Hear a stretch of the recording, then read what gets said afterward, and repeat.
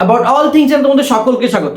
আজকের এই ভিডিওতে আমরা আলোচনা করব ক্লাস 12 এর ম্যাথামেটিক্স নিয়ে, যেটা তোমাদের খুব তাড়াতাড়ি সেমিস্টার এক্সাম শুরু হতে চলেছে। তো দেখো, অ্যাকচুয়ালি ফোর্থ সেমিস্টারে যেই সিলেবাসটা রয়েছে তার জন্য কিছু ডিসকাশন এবং আমার পার্সোনাল কিছু মতামত, যেটা তোমাদের এক্সামে প্রচুর পরিমাণে হেল্প করবে, রাইট? দেখো, আমি অ্যাকচুয়ালি চেক করছিলাম যে তোমাদের কি কি রয়েছে। তো 40 মার্কের যে এক্সামটা হবে তাতে রয়েছে এবার ভেক্টর রয়েছে, তোমাদের থ্রি ডি পার্ট রয়েছে, যেটা তোমাদের থ্রি ডাইমেনশনাল জিওমেট্রি যেটা রয়েছে, তার সঙ্গে সঙ্গে আমাদের ডিফারেন্সিয়াল ইকুয়েশন পার্টটা রয়েছে এবং ইন্টিগ্রেশন পার্টটা রয়েছে এবং এলপিপি রয়েছে, যেটা আমি দেখছিলাম, রাইট? দেখো, ক্যালকুলাস থেকে ইন্টিগ্রাল এবং রয়েছে তোমাদের application of the integral and differential equation আর এলপিপি রয়েছে, এই কিছু সেকশন যার মধ্যে তোমার ক্যালকুলাস পোর্শনটা সব থেকে বেশি নাম্বার আছে। তো এটার জন্য স্যার এখন এই কিছুদিন 12 ফেব্রুয়ারি থেকে এক্সাম শুরু হচ্ছে, তো এখন আমাদের কি করা উচিত, কোন কোন পোর্শন থেকে কেমন কোশ্চেন আসতে পারে সেটা নিয়ে একটু ডিসকাশন করছি আমি। ওকে, তোমাদের হেল্প হবে। দেখো, এবিসি সেন্টারের একটাই উদ্দেশ্য যে ইওর ফিউচার আওয়ার রেসপন্সিবিলিটি। তো তোমার এক্সামে তোমার ভবিষ্যৎটা ভালো হওয়ার জন্য কি কি করতে হবে সেটা নিয়ে কিন্তু আমরা অলওয়েজ তৎপর রয়েছি এবং তোমাদের জন্য কাজ করছি, ঠিক আছে?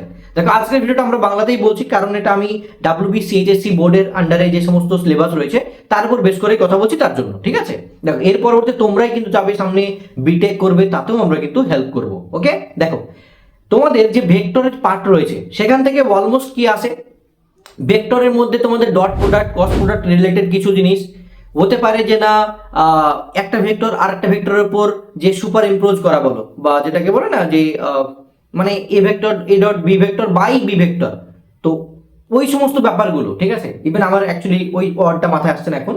তার সঙ্গে সঙ্গে আরো কিছু বলি। দেখো, এখানে রয়েছে যে ভেক্টরের ক্ষেত্রে ডট প্রোডাক্ট ক্রস প্রোডাক্ট রয়েছে, তার সঙ্গে সঙ্গে কোলিনিয়ার বা প্যারালাল ভেক্টর, এই রিলেটেড কনসেপ্ট নিয়ে একটা দুটো কোশ্চেন আসে, কিন্তু সব থেকে ডট প্রোডাক্ট এবং ক্রস প্রোডাক্ট রিলেটেডই আসবে।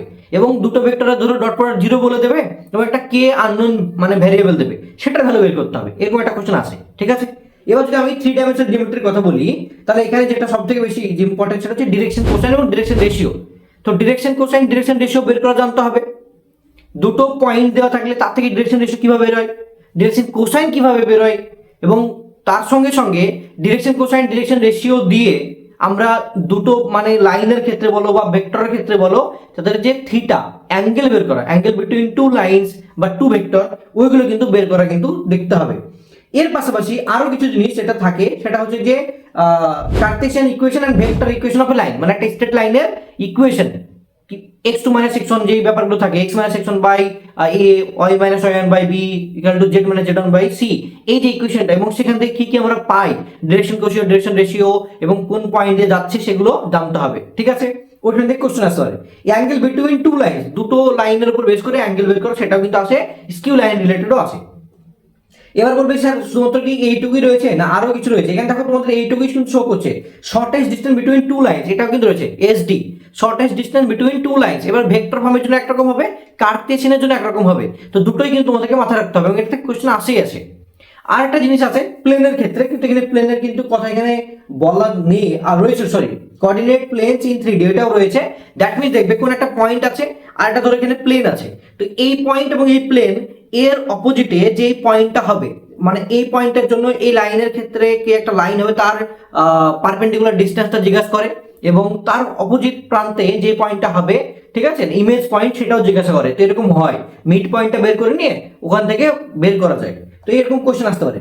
ক্যালকুলাসের ক্ষেত্রে যদি বলি, ইন্টিগ্রেশন তো তোমাকে সবকিছু মনে রাখতে হবে, সাবস্টিটিউশন বলো বা পরিবর্তন বলো বা আংশিক সমাকলন বলো, সবগুলো কিন্তু জানতে হবে। এবং এখন তোমরা বেশি কিছু না করে শুধুমাত্র যদি এক্সাম্পলও সলভ করো, দ্যাটস এনাফ, আলাদা কিছু করার দরকার নেই, শুধুমাত্র এক্সাম্পল সলভ করো, তোমাদের দেখবে ওতেই ভালো নাম্বার উঠে যাবে।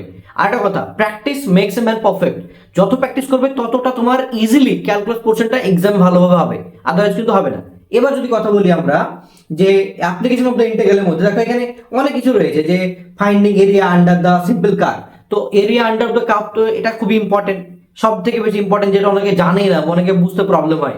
যখনই আমরা কোনো একটা ফাংশন নিই, ফাংশনে যে রাশিটা বসাচ্ছি আমরা, ধরো এক্স বসাচ্ছি, তাহলে ওখানে ডিএক্স হবে, ওয়াই বসালে ডিওয়াই হবে। এবার কোন ফাংশন থেকে কোনটা বাদ দিতে হবে, ধরো দুটো যদি প্যারাবোলা থাকে, তো মাঝে এরিয়াটা ফাইন্ড করতে গেলে কোন প্যারাবোলা থেকে কোনটা বাদ দিতে হবে, এটা কিন্তু বোঝা ইম্পর্টেন্ট। তার জন্য ওই পাঁচটা দেখতে হয়, তো ওই জিনিসগুলো বুঝে নিয়ে 2 থেকে 5টা প্রবলেম, দুটো আসতে পারে, আইদার দুটো প্যারাবোলা দিয়ে আসতে পারে বা একটা প্যারাবোলা একটা লাইন, এইরকম টাইপের একটা কিন্তু এরিয়া আন্ডার কার্ভ কোশ্চেন আসতে পারে, ঠিক আছে? তার সঙ্গে দেখো ডিফারেন্সিয়াল ইকুয়েশনের মধ্যে তোমাদের অর্ডার ডিগ্রি ফাইন্ড করাটা তো জানতেই হয়, এবং d y by d x plus p y equal to q x, বা d x by d y plus p x যদি হয়, মানে উপরে এক্স থাকে তাহলে এখানে এক্স হবে, p x equal to q y. তো এই যে ফাংশন দুটো দিয়ে যে ডেরিভেটিভ বের করা, ইন্টিগ্রেটিভ ফ্যাক্টর বের করে যে ডিফারেন্সিয়াল ইকুয়েশন সলভ করা, তো সেখান থেকে মিনিমাম তোমরা 4-5টা মতো সলভ, তো মানে অটোমেটিক যতগুলো তোমাদের এক্সাম্পল আছে সেগুলো সলভ করে নিলে আরামসে যে কোনো প্রবলেম দিলে পারবে, 100% শিওর। আর এক্সাম্পল থেকে কোয়েশ্চেন বেশি আসে, ঠিক আছে। এলপিপি এর ক্ষেত্রে দেখো দুটো হয়, তো মোস্টলি তোমাদের ইজি পোর্শনটাই পারা যায়, যেটা তোমাদের লেখা টাইপের অঙ্ক থাকে সেটা একটু বুঝতে মুশকিল হয়, বাট যেটা দেওয়া থাকে এবং ওখান থেকে ফিজিবল সলিউশন কোনটা হবে বা কোন পয়েন্টটা হবে, ওই ওই যে ব্যাপারগুলো সেগুলো কিন্তু তোমাদের পারা যায়। এখানে দেখো অপটিমাইজেশন, তারপরে graphical method of the solution, অনেকগুলো ব্যাপার রয়েছে, ফিজিবল এবং ইনফিজিবল সলিউশন, ওই অপশনগুলো এগুলো ভালো করে তোমাদেরকে দেখতে হবে। সব থেকে তোমরা বেশি সময় দেবে এখন, যেটা সব থেকে বেশি ইম্পর্টেন্ট, আমি যেটা বলবো যে বেশি সময় দিতে, সেটা হচ্ছে যে 3 ডাইমেনশনাল জিওমেট্রির যতগুলো এক্সাম্পল আছে সব এক্সাম্পলগুলো ট্রাই করো, অ্যান্ড দেখবে সব পারবে। এক্সাম্পল সলভ করো, এখন বেশি কিছু করার দরকার নেই, এক্সাম্পল দ্যাটস এনাফ, মানে ওটাই তোমার জন্য যথেষ্ট। এক্সাম্পল করলে তুমি মোর দ্যান 70-80% সলভ করতে পারবে। আর দেখো 40 মার্কের পরীক্ষা, তোমাকে টাইম যতটা দিচ্ছে তুমি আরামসে পারবে যদি তুমি প্র্যাকটিস করে থাকো। আমি এটাই বলবো যে প্র্যাকটিস করো, অ্যান্ড যতটা পারছো শুধুমাত্র প্র্যাকটিস, শুধু লিখে লিখে না, লেখার সঙ্গে সঙ্গে এখন বই উল্টিয়ে দেখো, এটাও অনেক, বেশি চ্যাপ্টার নেই, এই কিছু চ্যাপ্টার এ তো পড়লে আরামসে ধোয়া তুলে দেবে, ঠিক আছে। ইভেন আমি যখন পড়েছি আমি অনেক প্র্যাকটিস করেছি বলে তখন আমাদের ক্ষেত্রে অনেক ইজি হয়ে গেছিল, তো তোমাদের ক্ষেত্রেও ইজি হবে, জাস্ট প্র্যাকটিস করতে থাকো, দেখবে একটা টাইমে তোমার অনেক ইজি হয়ে যাবে, তোমার কিছু মনেই হবে না, কোনো ভয় লাগবে না। So wish you all the best, try করো, দেখবে সব হয়ে যাবে, ঠিক আছে। All the best guys, bye, টাটা। এবিসি সেন্টার তরফ থেকে তোমাদের সকলকে অনেক অনেক শুভেচ্ছা, ভালোবাসা এবং অভিনন্দন থাকলো। অ্যান্ড তোমরা ভালোভাবে পড়াশোনা করো, দেখবে আরামসে তোমরা ভালোভাবে কিন্তু রেজাল্ট করবে, এবং 40-এর মধ্যে ভালো একটা স্কোরও হবে।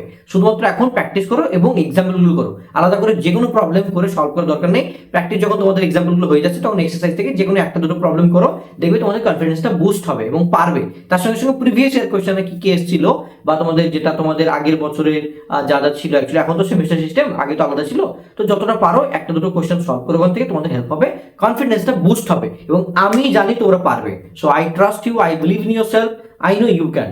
ওকে, তো এবিসি সেন্টার গ্রুপ থেকে সকলকে অনেক অনেক শুভেচ্ছা and all the best. Bye guys, tata.